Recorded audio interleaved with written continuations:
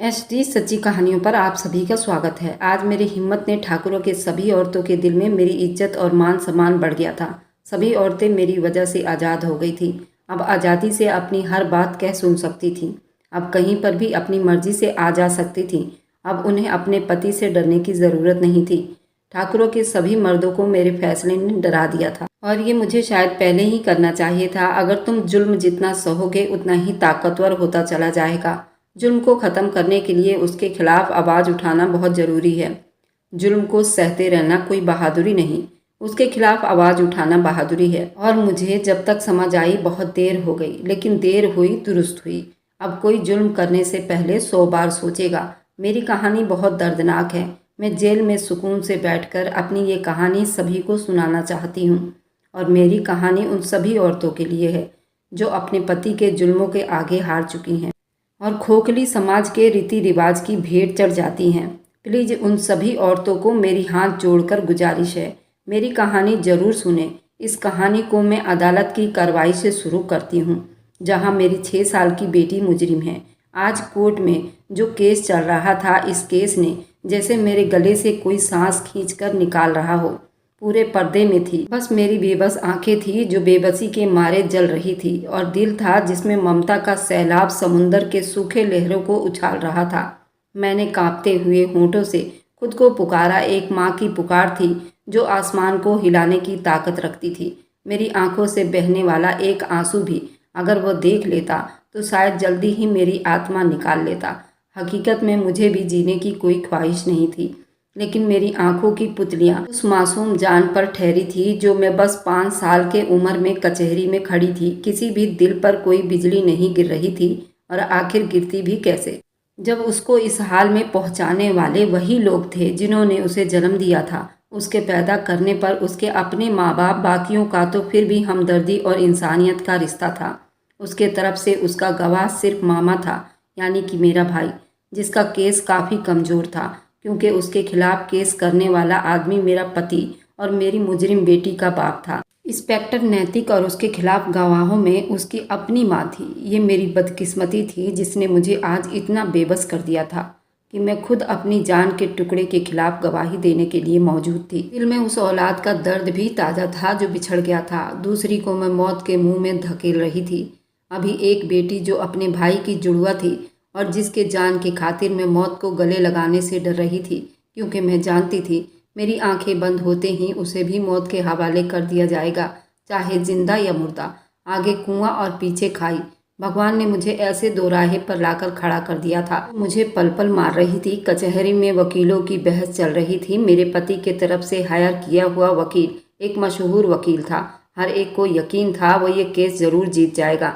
मेरे अंदर दुख और शोर उस टाइम सिर्फ मेरी बच्ची के तरफ थी, लेकिन मेरी नज़रें बेबस मेरी बच्ची पर जमी हुई थी, जो मासूमियत से कभी मुझे देखती थी तो कभी बाप को और कभी वहाँ मौजूद लोगों को। आखिर उसकी मासूम दिमाग क्या सोचता होगा। वह तो इन सारी समस्याओं को समझ ही नहीं पा रही थी कि उसके साथ क्या हो रहा है और आने वाले वक्त में उसके साथ क्या होगा।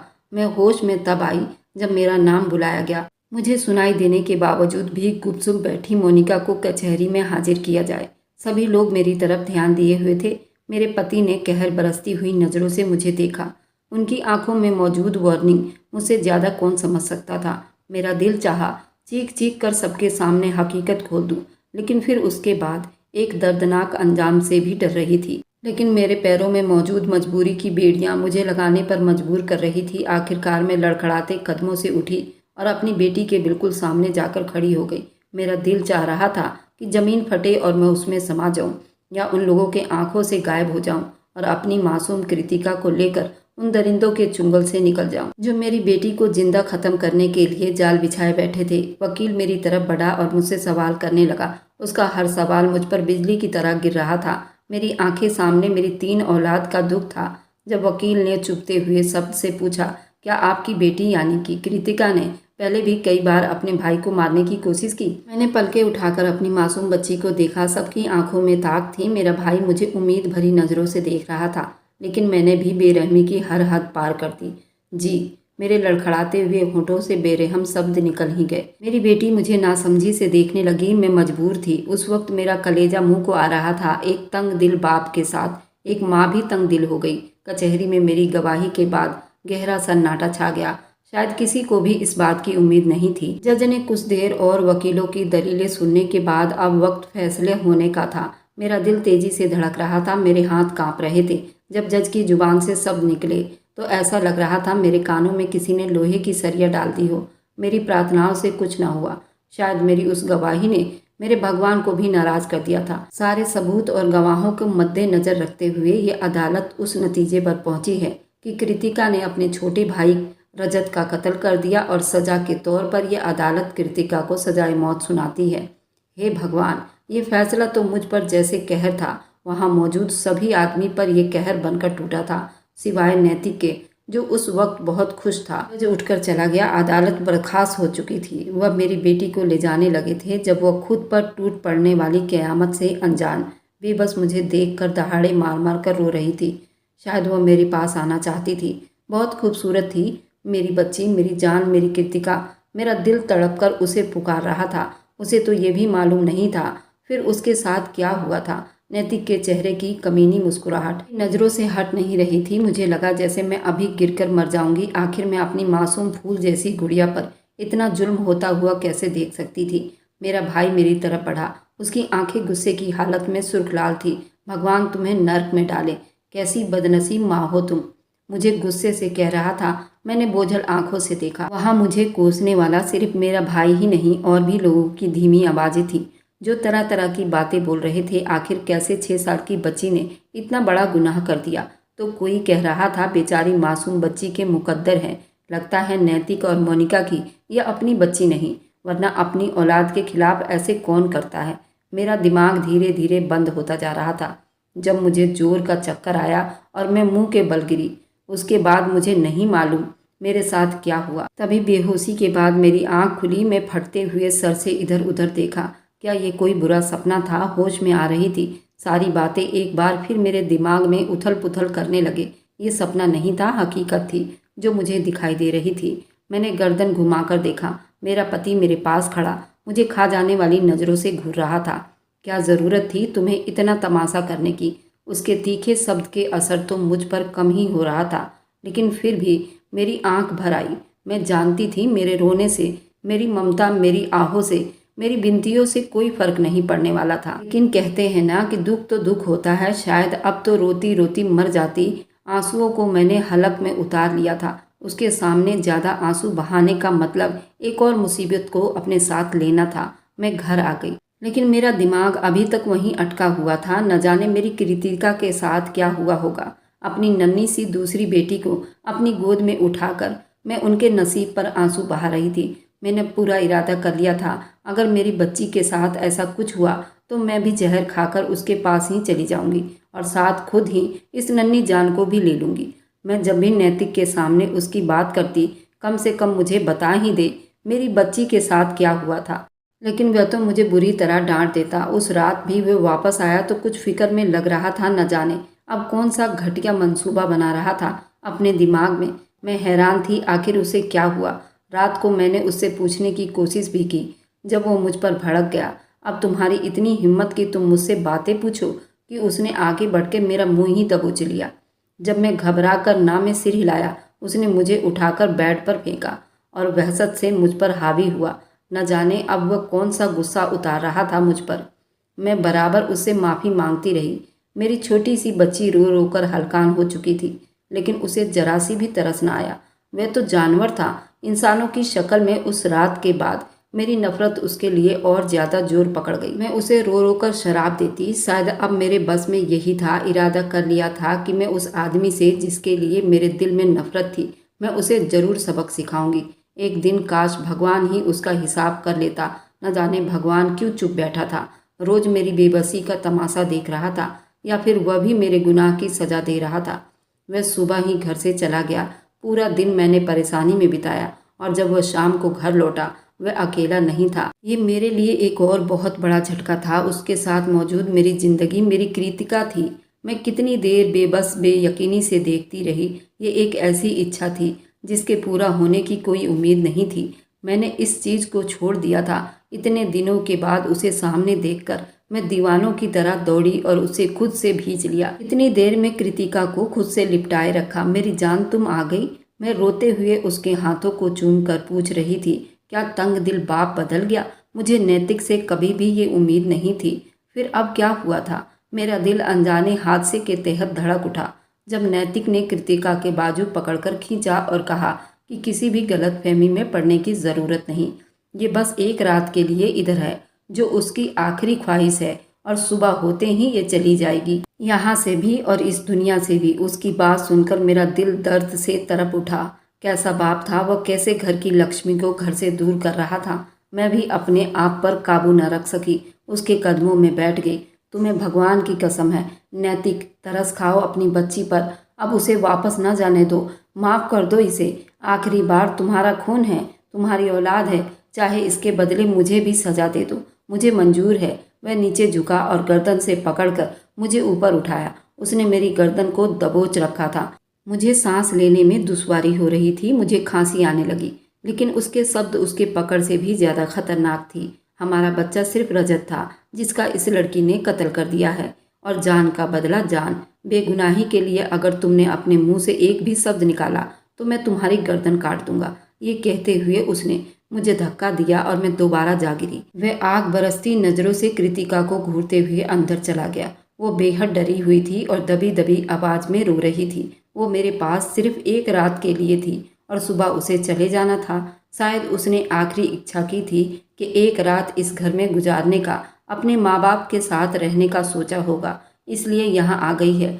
न जाने उस मासूम के दिमाग में क्या चल रहा था, लेकिन मेरा दिमाग भी कोई ठोस जगह नहीं पहुँचा था जिससे मेरी बच्ची बच जाती। सुबह जो भी होगा, मैंने उसका फैसला भगवान पर छोड़कर ये रात पूरे तरीके से उसके साथ गुजारने का सोचा।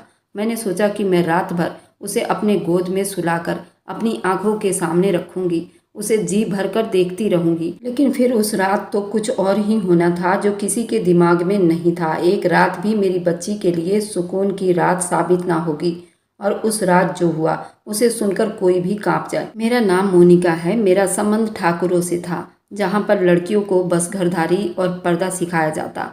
दूर दूर तक उनका कोई भी संबंध नहीं होता। हम दो बहनें और एक भाई थे।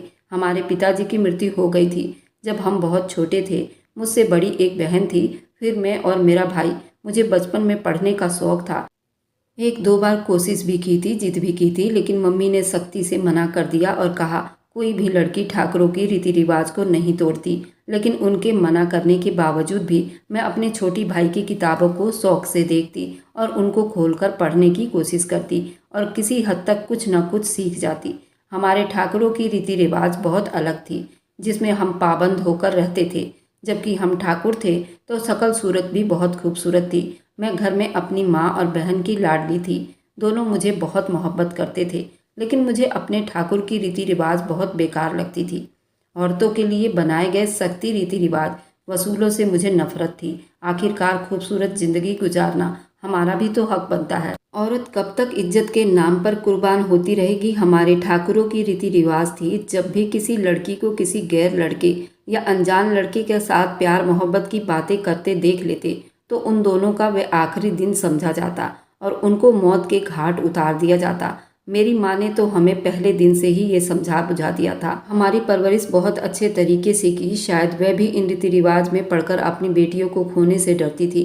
हमारे ठाकुरों में दादा, ताऊ और चाचा मिलकर ही ये सब तय करते थे, हर तरह के फैसले किया करते थे। बेटियों को जब एक बार ब्याह दिया जाता, फिर उनके लिए वापसी के दरवाजे बंद कर दिए जाते और बेटा पैदा करने वाली औरतों को थोड़ा बहुत इज्जत के निगाहों से देखा जाता था। लेकिन जब भी किसी भी औरत की पहली औलाद बेटी हो जाती तो उसे मनहूस समझ लिया जाता। उनकी झूठी और कठोर रीति रिवाज को तोड़ने वाले उनके बेटे ही होते थे। जब मेरी बड़ी बहन की शादी और रिश्ते की बात चली तो उस वक्त मेरी उम्र 17 साल की थी। वो मुझसे 2 साल बड़ी थी, लेकिन सबसे पहले उनकी शादी करना तय किया गया। ठाकुरों के बरामदे में बैठकर ही बड़े बूढ़ों ने तय किया और फैसला किया, और शाम को मेरे चाचा घर आए और मेरे भाई, जो कि उस वक्त बहुत कम उम्र का था, हम लोगों से काफ़ी छोटा था, चाचा ने बताया कि तुम्हारी बड़ी बहन अर्पिता की शादी दूसरे गांव के ठाकुर के बेटे नैतिक से तय हो गई है। माँ और बहनों को भी बता देना। वे हमसे बात नहीं करते थे, शायद मम्मी को बताना चाहते थे। मेरी मम्मी ने जब ये सुना तो इस शादी को लेकर खुश नहीं थी। भाई ने जब उसके बारे में मम्मी से बताया तो मम्मी को ये चुप्पी लग गई। वह जान चुकी थी कि फैसला हो चुका है, किसी हाल वापस नहीं होगा। हमने नैतिक के बारे में सुन रखा था। वैसे तो हमारे घर में जितने भी लोग थे उसके किरदार को जानते थे, लेकिन जितने बुरे काम सुनाई देते थे हमेशा नैतिक का नाम आता था। मम्मी ने मेरे भाई की परवरिश बहुत अच्छे तरीके से की थी, उसकी सोच भी बहुत अच्छी थी। वह हमारे ठाकरों की रीति रिवाज जैसी सोच नहीं रखता था। शायद अभी छोटा था इसलिए, क्या पता वो भी बड़ा होकर उन्हीं की तरह बन जाए। मैं कभी कभी सोचती, लेकिन फिर ये सोच कर सहम जाती, जो एक बार फितरत में शामिल हो जाती है तो वह सारी उम्र रहती है। और अब तक वह एक नरम तबीयत का मालिक है जो अपनी माँ और बहनों की बहुत इज्जत करता है। और मैं जानती थी अर्पिता दीदी का मन भी इस रिश्ते के लिए तैयार नहीं है, लेकिन अब फैसले से पीछे हटना भी मुमकिन नहीं। उन्हें इस सूरत में अब नैतिक से शादी करनी पड़ेगी। इसी तरह एक दिन उन्हें नैतिक के नाम की अंगूठी पहना दी गई और अब वह नैतिक की मंगेतर थी। मेरी बहन बहुत खूबसूरत थी, शायद इसी वजह से नैतिक भी इस फैसले पर तैयार था। हमारे यहाँ मंगनी को तोड़ना, किसी की मंगेतर की तरफ आंख उठाकर देखना एक बड़े तूफान की तरफ इशारा करता था।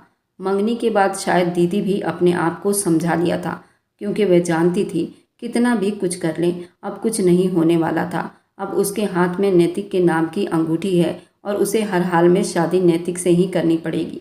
दिन इसी तरह गुजर रहे थे जब हमारी जिंदगी में पहली और बड़ी मुसीबत ने कदम रखा। जब हमारे गांव में कोई शहर का रहने वाला लड़का शायद किसी क्षेत्रीय विकास के सिलसिले में आया था। वह शायद इस बात से अनजान था यहाँ पर किसी भी बाहर वाले आदमी को आने की इजाज़त नहीं, और शायद हमारी बदकिस्मती थी कि वह भटकता भटकता हमारे मकानों के पास से गुजर रहा था। हमारे इधर छोटे छोटे बनाए गए रास्ते थे, उससे आगे छोटे छोटे बनाए गए खेत जिसमें हमने सब्जियों को उगा रखा था। उस दिन मम्मी की तबीयत खराब थी जब अर्पिता दीदी सब्जी लेने के लिए बाहर निकल गई।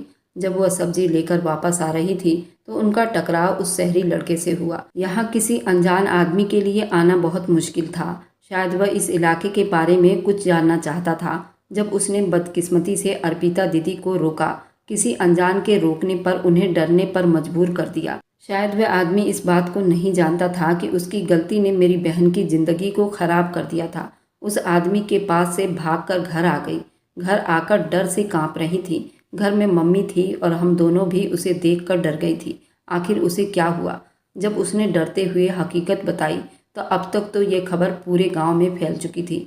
अब न जाने उस आदमी के साथ क्या होगा। और मेरी बहन, जिसकी कोई गलती भी नहीं थी, मैं जानती थी कि मेरी बहन को इस गलती की भेंट चढ़ा दी जाएगी। मेरी मम्मी हद से ज़्यादा डरी हुई थी। उन्होंने जल्दी से दीदी को गले से लगा लिया। हम तीनों बेआवाज़ रो रही थी। अब हम तीनों भगवान से प्रार्थना कर रहे थे, हे भगवान, इस मुसीबत से अब तू ही बचा। ये जालिम दरिंदे उसे नोच खाएंगे। मैं जानती थी वह अंधे दरिंदे कुछ भी नहीं देखेंगे और समझेंगे। और हम यूं ही सोचते बैठे रहे। और शाम को हमारा दरवाज़ा जब धाड़ से खुला, गुस्से भरे 3 आदमी अंदर दाखिल हुए। एक मेरे चाचा थे, दूसरे 2 आदमियों को मैं नहीं जानती थी। मेरा भाई अभी छोटा था, वह इन सब से हमारी हिफाजत नहीं कर सकता था, लेकिन फिर भी उसने कोशिश की। वह आदमी आगे बढ़ा। उसका चेहरा बहुत डरावना था। उसके हाथ में बंदूक थी। उसने मेरे भाई को धक्का दिया, गुस्से से मेरी बहन की तरफ बढ़ा और उसको सर के बालों से खींचकर खड़ा किया। तुम्हारी हिम्मत कैसे हुई अजनबी से बात करने की? तुम्हें पता नहीं था तुम नैतिक की इज्जत हो? अब नैतिक तुम्हारा जो हाल करेगा, तुम खुद को पहचानने के काबिल नहीं रहोगी। हम दोनों माँ बेटी बराबर रोते हुए उनकी विनती कर रहे थे। मुझे उस वक्त पता चला कि यही नैतिक है। वहाँ मौजूद किसी ने भी तरस नहीं खाया। वो मेरी बहन को पकड़कर ठाकुरों के पंचायत में ले गए और सबके सामने उसके मुंह पर कालिक मल दी गई। उस एक पल में उसके किरदार के ऊपर उंगली उठा दी गई। पंचायत में अब ये तय किया गया कि इसे कड़ी से कड़ी सजा दी जाएगी। आज के बाद किसी भी लड़की की हिम्मत ना हो कि वह किसी अनजान आदमी से बात करे। हम पर बैठे बिठाए किस तरह कयामत टूट पड़ी थी और मेरी बहन तो गुमसुम सी हो गई थी। रो रो कर हमारा बुरा हाल था। हमारा भाई बेहद बेबस उन अंधे दरिंदों के आगे कोई भी खड़ा होने की हिम्मत नहीं रखता था। अब न जाने मेरी बहन के साथ आगे क्या होगा। उसकी इज्जत को एक पल में मिट्टी में मिला दिया गया। मैं बार बार उसे तसल्लियाँ दे रही थी, तुम फिक्र ना करो, सब ठीक हो जाएगा, सब ठीक हो जाएगा, भगवान सब जानता है, वह हमारा साथ देगा। लेकिन वह तो जैसे सुन ही नहीं रही थी। वैसे ही गुमसुम सी उठी और अपने कमरे में चली गई। जितना बड़ा हादसा उसके साथ हो चुका था, शायद वह कुछ समझ न पाने की हालत में थी, लेकिन हम इस बात से अनजान थे। एक और कयामत हमारे इंतजार में थी। जब उसे कयामत की शुरुआत हुई, मैं अर्पिता दीदी को उठाने के लिए गई, लेकिन उन्होंने तो अपनी आंखों को ऐसे मूंदा था कि दोबारा खोल नहीं पाई।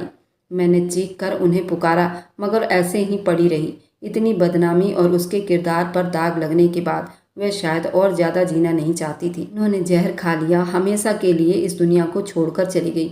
लोगों को उनकी मौत के बाद भी तरस नहीं आया, ना ही भगवान का डर था। जवान बहन की मौत ने मुझ पर गहरा सदमा छोड़ा था। लोगों की बातें और तानों ने हमारा जीना मुहाल कर दिया था और हमसे संबंध तोड़ दिया गया। इसको इस तरह अंजाम दिया गया। कभी कोई ठाकरों की लड़कियां इस रास्ते पर ना चले।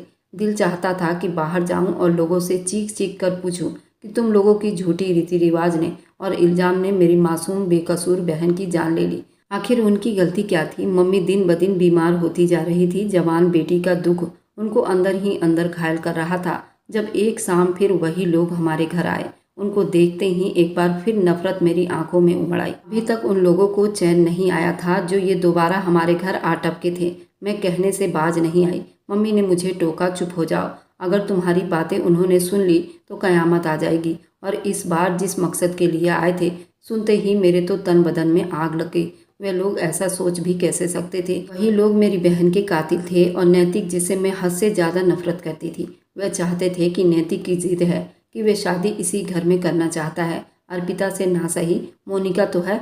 हम सब एक बार फिर हैरान परेशान थे। न जाने किस तरह मुसीबत ने हमारे घर का दरवाज़ा देख लिया था। एक के बाद एक मुसीबत हम पर टूटी जा रही थी। जानती थी कि नैतिक ये शादी सिर्फ जिद में आकर कर रहा है। वह अपनी नाकाम मोहब्बत का बदला मुझसे लेना चाहता है। उसके दिमाग में अर्पिता उसकी मंगेतर होते हुए भी किसी अजनबी से बात करके उसकी इज्जत को ललकारा था। ये बात उसे किसी भी हाल में स्वीकार नहीं थी और मैं जानती थी बिना किए गुनाहों की सज़ा मेरी बहन ने भुगत ली थी और मुझे अब सारी ज़िंदगी भुगतनी पड़ेगी। मेरे पास और कोई चारा नहीं था। मैं करती भी तो क्या? मैं जानती थी मेरे मना करने पर वो मुझे जिंदा जलाकर मार देंगे। मम्मी और भाई पर तो जो मुसीबतें टूटेंगी वो अलग। मेरे पास कोई रास्ता नहीं था और उस रात मैंने उन्हें कह दिया मैं जहर खाकर मर जाऊंगी, लेकिन नैतिक से शादी नहीं करूंगी। उस आदमी ने मेरी बहन के साथ जो किया है मैं उसे भूली नहीं और मैं ये भी जानती हूँ वो मेरे साथ क्या करेगा। मम्मी ने मेरी बात सुनते ही मेरे सामने हाथ जोड़ दिए। तुम्हें भगवान की कसम है मोनिका, मैं अभी एक जवान औलाद के दुख से बाहर नहीं निकली। मुझे जीते जी मत मारो। मेरे पास कोई भी रास्ता नहीं था। मेरी मुश्किल का कोई हल नहीं था। एक बेबसी थी जो हम पर लाद दी गई थी। मैं भाई को उन सब के खिलाफ नहीं जाने दे रही थी। मैं नहीं चाहती थी वह किसी हाल में भी मेरे मासूम भाई को नुकसान पहुंचाए। और आखिरकार वही हुआ जिसका डर था। एक बार फिर मुझे नैतिक के लिए चुन लिया गया। हमारे यहाँ कहावत है कि मजबूरी में गले में डाले हुए ढोल बजाने पड़ते हैं। काफ़ी हद तक गुस्से और तकरार के साथ वे लोग मुझे ब्याहने के लिए आए थे, जैसे वे शादी ना कर रहे हों, यहाँ हम पर एहसान कर रहे हों। मैंने कभी सपने में भी नहीं सोचा था कि नैतिक जैसा गलत किरदार सोच वाला आदमी मेरी ज़िंदगी में आएगा। इस हालात ने मुझे काफ़ी मजबूत बना दिया था, लेकिन इतना नहीं कि मैं नैतिक जैसे चट्टान से टकराती। जिस रोज़ मैं उसकी दुल्हन बनकर उसके कमरे में बैठी थी, मेरे सारे सपने चूर हो चुके थे। मैं नहीं जानती थी उस वक्त उन्होंने मुझसे कौन सा बदला लिया था। जिंदगी में मैंने ऐसा कौन सा गुनाह किया जिसकी सज़ा इतनी दर्दनाक थी। वह आदमी जब अंदर दाखिल हुआ तो वह शराब के नशे में धुत था। वह पुलिस इंस्पेक्टर था। उस हवेली में उसकी तरह सारी चीज़ें खतरनाक थी। आम दुल्हनों की तरह वहाँ कोई सेज नहीं थी। बस मुझे बेड पर बिठाकर वे लोग चले गए। मैं खुद आने वाले वक्त के लिए डरी सहमी हुई, दिल कांप रहा था। न जाने वह आदमी मेरे साथ क्या करेगा। मुझे रत्ती बराबर भलाई की उम्मीद नहीं थी। वह कुछ पल उसने मेरी तरफ देखा और फिर हाथ बढ़ाकर खींचकर मुझे बेड से नीचे पटक दिया। तुमको क्या लगता है हम तुम्हारे सपनों को पूरा करने के लिए यहाँ लाए हैं? तुम्हें तो तुम्हारी बहन का किरदार का बदला चुकाना है। उसने नैतिक की इज्जत होते हुए भी किसी से इश्क लड़ाया और फिर कैसे नैतिक की मर्जी के बगैर मर गई। बेइज्जती का एहसास लिए और उसके कट्टर शब्द से और नशे में धुत आंखों से उसने मेरी तरफ देखा और मैंने हिम्मत करके बोली कि खबरदार नैतिक, मेरी बहन के किरदार पर उंगली उठाया तो ये तुम्हारे ठाकरों की सोच होगी। मैं नहीं जानती थी ये बात करके मैंने एक और मुसीबत को मोल ले लिया है। बिना सोचे समझे मुझ पर टूट पड़ा और मेरे मुंह पर थप्पड़ ही थप्पड़ मारा और घूरता हुआ बोला, आज के बाद तुम्हारी जुबान से मेरे या ठाकुरों के खिलाफ कुछ भी निकाला तो तुम्हारी जान ले लूँगा। उसने जानवरों की तरह मुझे दबोच कर अपनी वहशत निकाल रहा था और उस रात मुझे एहसास हो गया कि नैतिक के साथ मेरी आने वाली ज़िंदगी बिल्कुल ऐसी है, कांटों भरी, जिसमें फूलों का कोई नाम निशान नहीं। शायद मुझे ऐसे ही गुजारना था। वैसे तो ठाकुरों की हर लड़की की इज्जत बस इतनी ही होती है, लेकिन नैतिक को कुछ ज़्यादा ही नफरत थी मुझसे और मेरे परिवार समेत। उसने ये पैगाम भिजवा दिया, मैं उसके अलावा किसी से मेल मिलाप नहीं रख सकती हूँ, यहाँ तक कि अपनी माँ से भी नहीं। ये मेरे लिए जानलेवा ऐलान था। मम्मी के बगैर मेरा एक पल नहीं गुजरता था, लेकिन उस आदमी को तरस नहीं आया। वह अपनी बात पर डटा रहा। एक दिन जब मम्मी मुझसे मिलने के लिए आई, लेकिन नैतिक ने मुझे कमरे में बंद कर दिया। मैं रोती रही। मैं नहीं जानती थी बाहर उन्होंने मेरी माँ के साथ क्या व्यवहार किया। मेरा दिल जख्मी था। कम से कम मैं एक आखिरी बार मम्मी से मिलना चाहती थी, लेकिन क्या करती। वह दरिंदा इंसान अपनी दरिंदगी दिखाने से बाज नहीं आया। मैंने रो रो कर अपना बुरा हाल कर लिया था। पूरी रात मैं रोती रही। जब वो कमरे में आया, मेरी तरफ देखकर मुस्कुराया। मुझे उसकी मुस्कुराहट अजीब लगी, लेकिन मैंने कुछ भी ना पूछा। आखिर पूछती भी तो उसने कौन सा मुझे बता देना था। 2 दिन चुप्पी से गुजर गए। जब एक शाम नैतिक के बगैर मौजूदगी में मेरा भाई मुझसे मिलने आया, मुझे देखते ही मेरे गले लगकर रोने लगा। मैं बौखला कर रह गई। आखिर उसे क्या हुआ? अगर उसे नैतिक यहाँ देख लेता तो न जाने क्या करता। दिल कटकर रह गया था। मोहित, अब तुम वापस चले जाओ। ये ना हो कि नैतिक तुम्हें यहाँ देख ले। मम्मी को बताना कि मैं ठीक हूँ, सब ठीक हो जाएगा। बस वह रोते हुए ना में सिर हिला रहा था। मैं समझ नहीं पा रही थी आखिर उसे हुआ क्या है। मुझे बिल्कुल समझ नहीं आया कि एक और कयामत मुझ पर टूट पड़ी थी। मम्मी अब इस दुनिया में नहीं रही। वह रोते हुए बड़ी मुश्किल से मुझे बता रहा था और मेरे सर पर कोई आसमान टूट पड़ा था। बेयकीनी से उसे देखती रही। तुम क्या कह रहे हो? तुम्हारा दिमाग ठीक है? ऐसा कैसे हो सकता है? मैं पागलों की तरह उसको झकझोर कर उससे पूछ रही थी। तुम्हारे घर से जाते ही उन्हें दिल का दौरा पड़ा और हमें अकेला छोड़कर इस दुनिया से चली गई। मैंने बहुत कोशिश की तुम्हें बताऊं, लेकिन नैतिक ने ना मुझसे तुमसे मिलने दिया और ना ही तुम तक कोई पैगाम पहुंचाने दिया। उसकी बात सुनकर मैं जमीन पर बैठती चली गई। नैतिक ने मेरे एक और सहारे को खा गया था। चीख चीख कर रोने लगी। तुमने मुझे क्यों नहीं बताया? काश मोहित, तुमने मुझे क्यों नहीं बताया? कुछ भी कर लेती, चाचा के पास चली जाती। कितनी बदनसीब हूँ मैं। मेरी वजह से मेरी माँ नहीं रही। मैं पागलों की तरह रो रही थी और मेरा भाई मुझे संभाल रहा था। वो मुझे क्या संभाल सकता था? वह तो खुद टूटा हुआ था। उस छोटी सी उम्र में उसे क्या क्या झेलना पड़ रहा था। मैं चाचा के पास भी गया था और पंचायत के पास भी गया था। मैंने हाथ जोड़कर विनती की थी, लेकिन वे लोग भी नैतिक की तरह दरिंदे हैं और समझते हैं कि नैतिक तुम्हारे साथ जो भी कुछ कर रहा है वह उसका हक है। कभी भी कोई पत्नी अपने पति के खिलाफ नहीं जा सकती है। ये वो लोग थे जिनका इंसानियत से दूर दूर तक कोई नाता नहीं था। उनके ये कट्टर रीति रिवाज कितने बेगुनाहों की जान लेती थी। मेरा भाई चला गया। मैं रो रो कर बेहाल थी। माँ की सूरत बार बार मेरे आंखों के सामने घूम रही थी। मैं आखिरी बार उनको देख ना पाई। शाम को जब नैतिक आया तो मैं उसके सामने जाकर खड़ी हो गई। वो मुझे हैरानी से देख रहा था। शायद वो मुझसे इस तरह की उम्मीद नहीं रखता था। तुम जानते थे ना मेरी माँ मर चुकी है। तुम लोग किस तरह के इंसान हो? तुम लोग भगवान से भी नहीं डरते। मैं रोते हुए भगवान का वास्ता दे रही थी जब वो मेरी तरफ देखकर ठहाका लगाकर हंसने लगा। अब तुम मुझसे सवाल जवाब भी करोगी? उसने मेरा मुंह जोर से दबोच लिया। हाँ, जानता था मैं क्या कर लूँगी। और अगर आज के बाद नैतिक के सामने इस तरह आकर खड़े होने की हिम्मत की तो मैं तुम्हारी टांगें तोड़ दूंगा। मैं जानती थी उसे कभी तरस नहीं आएगा। हर दिन मुझ पर मुश्किलों के पहाड़ टूटते चले गए। मेरे भाई से मेल जोल बिल्कुल ख़त्म हो गया था। उस घर में सिर्फ मैं और नैतिक रहते थे। मैं सारा दिन पागलों की तरह घर में बौखलाई बौखलाई फिरती। ना घर से कोई बाहर जाता था और ना ही घर में कोई आता था। जब एक दिन मेरी ज़िंदगी में एक खूबसूरत खुशी ने जन्म लिया, मुझे पता चला मेरे पेट में एक नन्ही सी जान पल रही है। शायद अब मेरी ज़िंदगी में खुशियों के दिन आएंगे। नैतिक को जब इस बारे में मालूम हुआ वो मेरी उम्मीद से ज़्यादा खुश था। हवेली में शराब के नशे का बड़ा जश्न रखा गया था। नैतिक का वारिस आने वाला है। मैं खुद भी चाहती थी कि मेरी कोख में पलने वाला मेरा बेटा हो। वह नैतिक से हर एक बुराई का बदला ले। मैं जानती थी अगर ये बेटी हुई तो किस तरह मैं जलील हो जाऊंगी। मेरे दिन अब इसी सोच में बीत रहे थे। नैतिक में उस दिन के बाद से बदलाव आया था। अब वह मुझ पर कम ही हाथ उठाता था, शायद अपने बच्चे के लिए। और ये खुशी उस दिन खराब हो गई जिस दिन कृतिका ने जन्म लिया। बहुत मासूम और खूबसूरत बच्ची थी। नैतिक को जब पता चला तो वह बहुत गुस्से की हालत में आया। मुझे तुमसे ये उम्मीद थी, अपनी तरह एक मनहूस लड़की को जन्म दिया।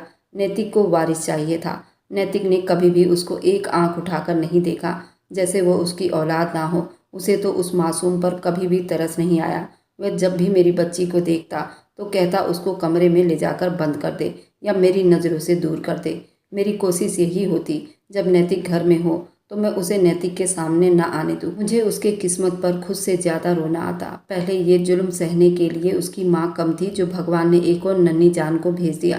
कृतिका धीरे धीरे बड़ी हो रही थी, लेकिन नैतिक को इससे कोई फर्क नहीं पड़ रहा था। वह तो यही समझता था जैसे घर में सारी मनहूसियत की जड़ कृतिका ही है। कोई बाप कैसे अपनी सगी औलाद से इस हद तक नफरत कर सकती है, वह भी इसलिए कि वह एक लड़की है। एक बार वह अपने नन्हे नन्हे कदमों से चलती हुई नैतिक के पास चली गई। मैं शायद काम में बिजी थी। उसके पास जाकर नैतिक के घुटनों पर हाथ रखा।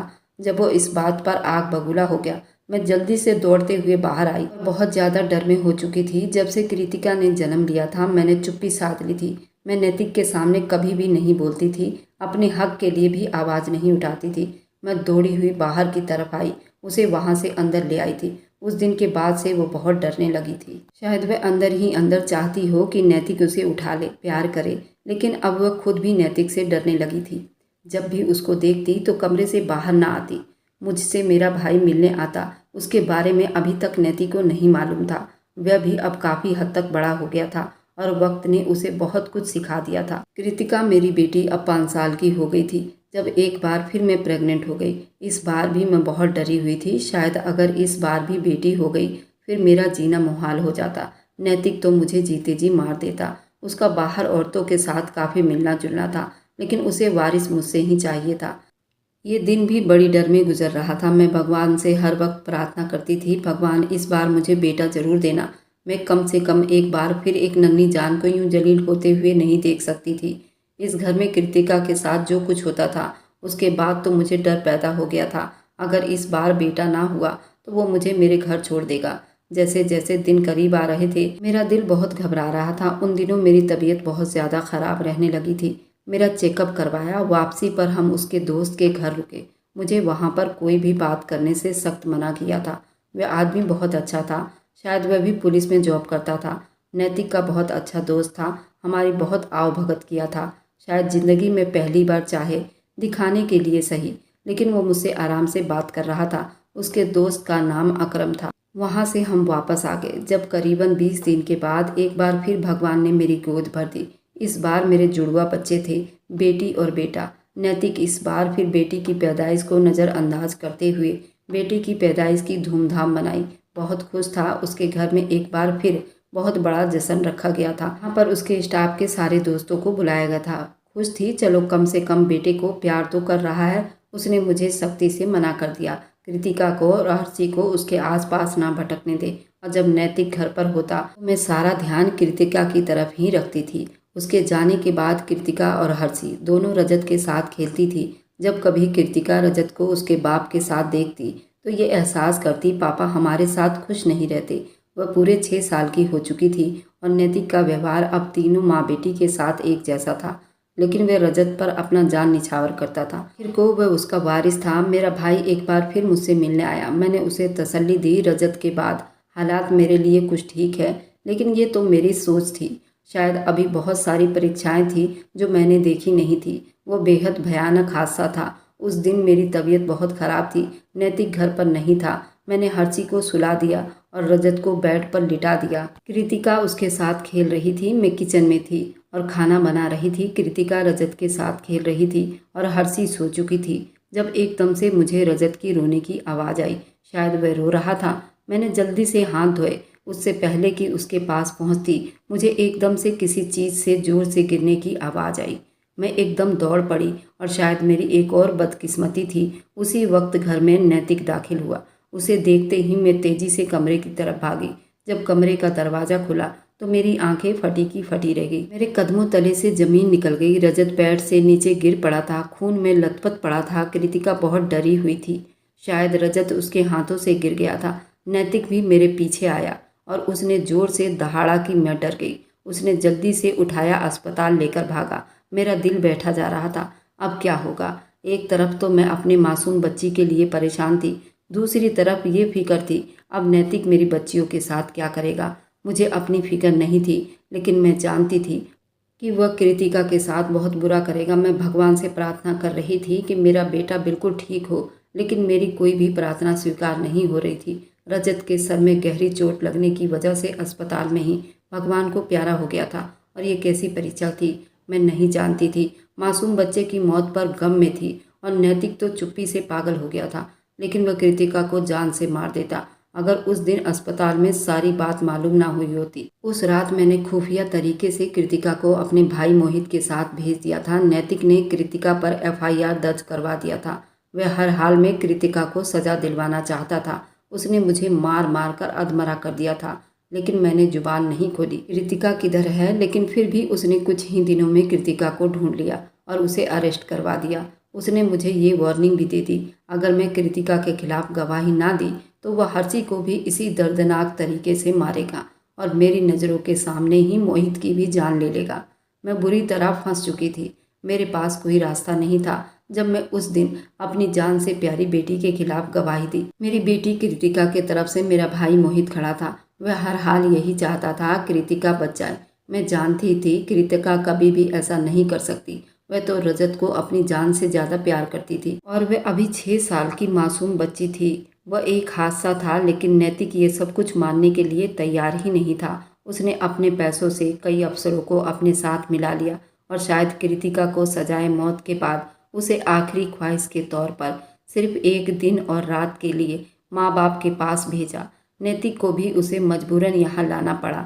ये मेरी ऐसी परीक्षा थी। नैतिक को एक पल के लिए भी ये बर्दाश्त नहीं थी, लेकिन वह फिर भी ले आया। उसके दिमाग में चलते शैतानी मंसूबा नहीं जान पाई थी। जब एक बार फिर काली रात आई थी, मैंने सोच लिया था ये कृतिका के साथ मेरी आखिरी रात है। मैंने उसको अपने गोद में सुला लिया और मेरी आंखों से आंसू बह रहे थे। कोई तो हमें इस मुसीबत से बचा ले, मेरी बच्ची बच जाए। नैतिक शाम से ही बाहर था। मैंने समझ लिया शायद वह सुबह ही आएगा। उसका इरादा अब घर आने का नहीं, लेकिन जब आधी रात को घर आया वह नशे की हालत में था। उसने कमरे का दरवाज़ा धकेला और अंदर दाखिल हुआ। उसकी हालत देखकर मुझे डर सता रहा था। वह आकर बेड पर मेरी कृतिका के पास बैठ गया। दोनों बेटियां सो गई थी।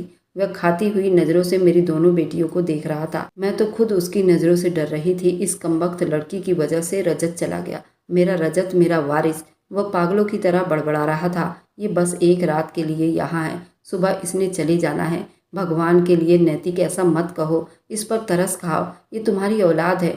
जो कुछ रजत के साथ हुआ इसने जानबूझकर नहीं किया, वह एक हादसा था। मैं बार बार यही कह रही थी, मगर शायद वो मेरी बात नहीं सुन रहा था। उसने हाथ बढ़ाकर कृतिका को मुझसे छीन लिया। वह जाग चुकी थी और डर से रोने लगी। उसे छोड़ दो, उसे छोड़ दो, नैतिक से बार बार कह रही थी और वो खा जाने वाली नज़रों से उसे देख रहा था। न जाने उसके दिल में तरस क्यों नहीं आया। मैं जानती थी वह कृतिका को कभी नहीं छोड़ेगा, मुझे जान से मार देगा। और ऐसे ही हुआ। उसने कृतिका को बेड पर लिटाया और सख्ती से उसका गला दबाने लगा। उसकी आंखें बाहर आ रही थी। वह बार बार रोते हुए लाते मार रही थी, लेकिन वह शराब और नशे में इस तरह चूर था कि मेरी कोई भी बात नहीं सुन रहा था। मुझे यकीन हो गया अगर कुछ देर उसने इसी तरह उसका गला दबाए रखा तो मेरी बच्ची बच नहीं पाएगी। जब मैं पलटी और गुलदान उठाकर जोर से उसके सर पर दे मारा। उसे शायद उस चीज़ की उम्मीद नहीं थी। उसने सर पर हाथ रखकर पलटते हुए मुझे देखना चाहा। जब मैंने एक बार फिर गुलदान उसके सर पर मारा, उसके सर से खून बहने लगा। वह फर्श में बैठकर सर को पकड़कर मेरी आंखों के सामने कृतिका का चेहरा लहराया। मैंने एक बार फिर उसे गुलदान मारा। मेरी आंखों के सामने मेरी माँ थी। मेरी आंखों के सामने मुझ पर किए गए जुल्म थे। मेरी आंखों के सामने कृतिका का फटा हुआ सर था। मेरी आंखों के सामने मेरी बेटियों का एहसास था। मार मार कर उसका सर चकनाचूर कर दिया। वह अपने गुनाहों समेत इस दुनिया से चला गया। मेरे साथ जो भी हुआ, लेकिन मैंने उस आदमी को उसके अंजाम तक पहुंचा दिया। अगर वह अंजाम तक ना पहुंचता तो न जाने कितने लोगों की जान ले लेता। मैं खुद को ही पुलिस के हवाले कर दिया।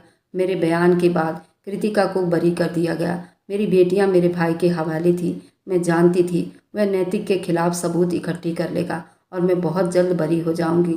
मैं खुद को कैद करवा दिया था, इस यकीन के साथ कि मैं अब इसी तरह रीति रिवाज को हमेशा के लिए ख़त्म कर दूंगी। मर्दों को औरतों के ऊपर हावी नहीं रहने दूंगी। अगर आपको आज की कहानी पसंद आई है तो वीडियो को ज़रूर लाइक कीजिएगा और अपने दोस्तों के साथ शेयर भी कीजिएगा। और हाँ, अगर आपने अभी तक हमारे चैनल को सब्सक्राइब नहीं किया है तो ज़रूर सब्सक्राइब कर लें। मिलते हैं हम अपनी कल की एक और नई दिलचस्प कहानी के साथ। मुझ पर सदा अपना प्यार और स्नेह बनाए रखें। सभी को मेरा प्यार भरा नमस्कार दोस्तों।